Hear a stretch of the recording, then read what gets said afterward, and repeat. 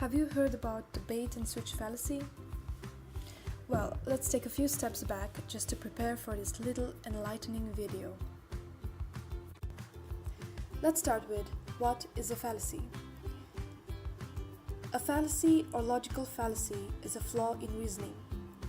People can either be the users of logical fallacies or be a victim of fallacies. Fallacies are like tricks or illusions working their way in people's thoughts and manipulating them. They are often sneakily used by politicians and the media to fool people. And to have this invisible foolproof shield, one needs to be a critical thinker. Critical thinkers are simply people who have the ability to think clearly and rationally with a good sense of judgment about what to believe or what to do. A person who knows a lot of facts and has a good memory may not necessarily exhibit the traits of a critical thinker. A good critical thinker knows how to handle people's arguments and also make good arguments himself. Arguments. An argument is a systematic, structured act of reason giving. It has premises and claims or a conclusion. Now, since we are ready with the basics, let's start with bait and switch.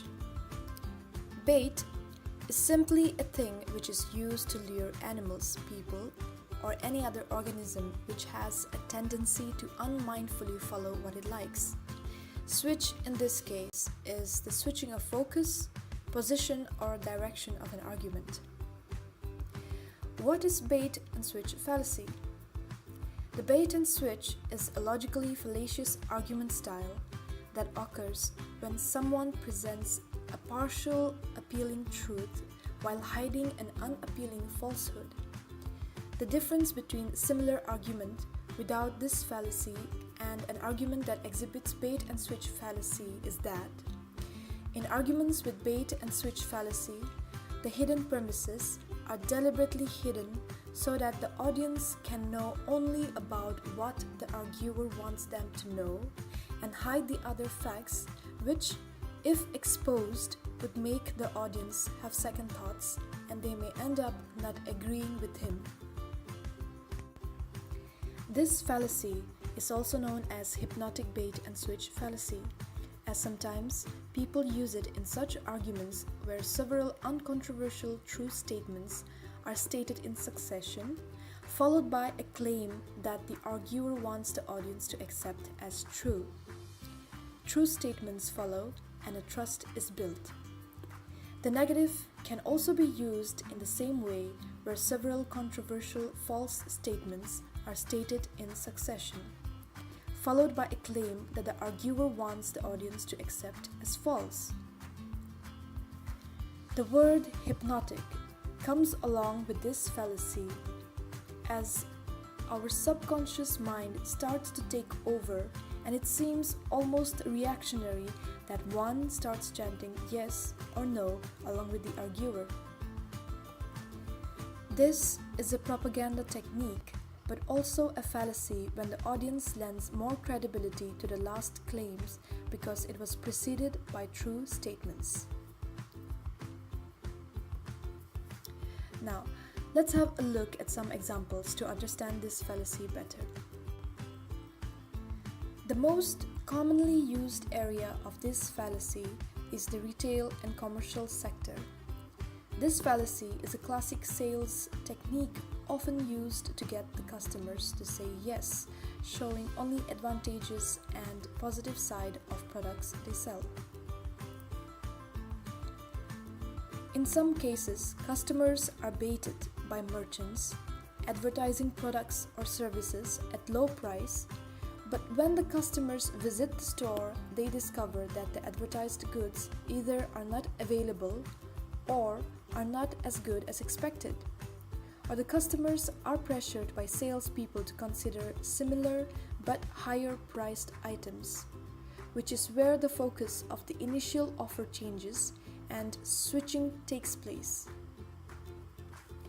The hidden premises can be the terms and conditions which are hidden and are exposed to customers only towards the end of the shopping experience.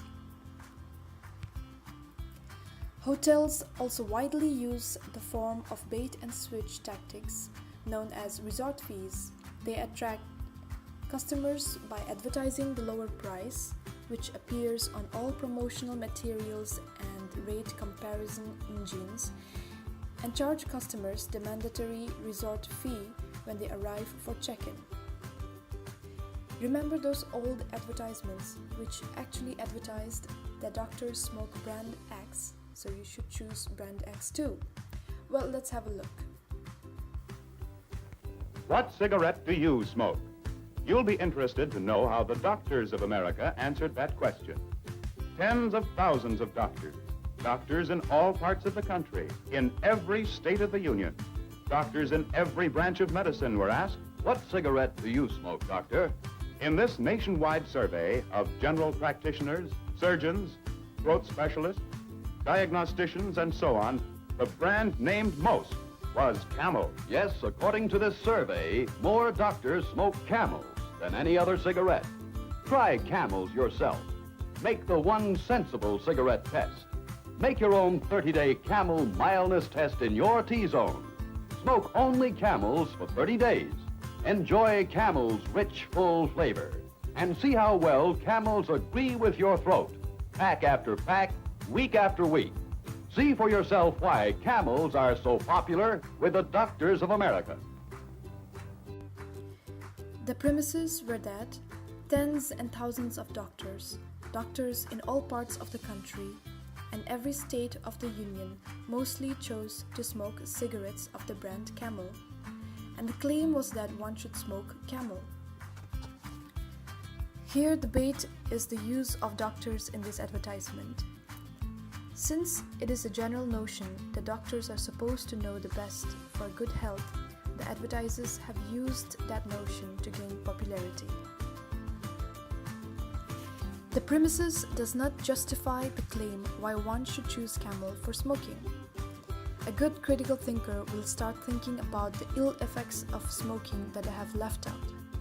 Also that not all doctors smoke, so even if their survey was right, they have only asked the people who smoke, and who knows, that may even be a very small number compared to the doctors that don't smoke.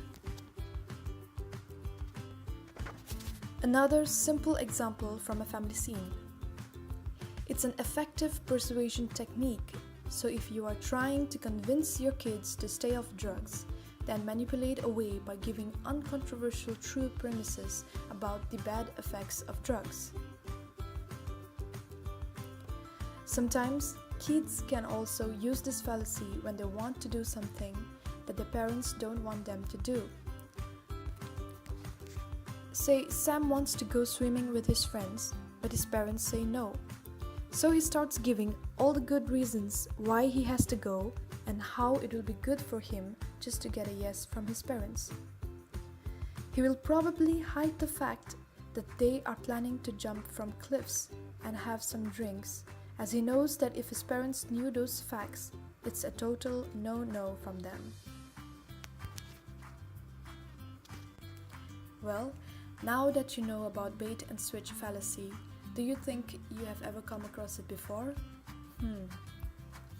Well, hope you are all braced up and ready to think like a critical thinker if you ever come across it.